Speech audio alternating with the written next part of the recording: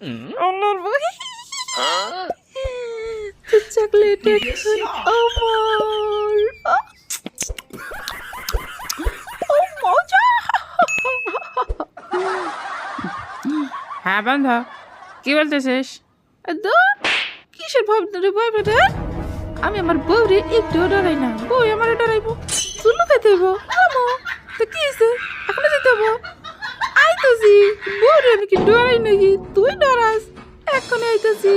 তুই আর আমি চুল্লু খাবো, সমস্যা নাই।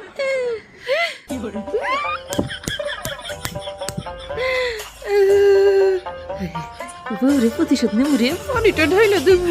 চল দিয়াই দেই, চল চল। বন্ধুরা ভিডিওতে একটি লাইক করে দাও আর সাবস্ক্রাইব করো।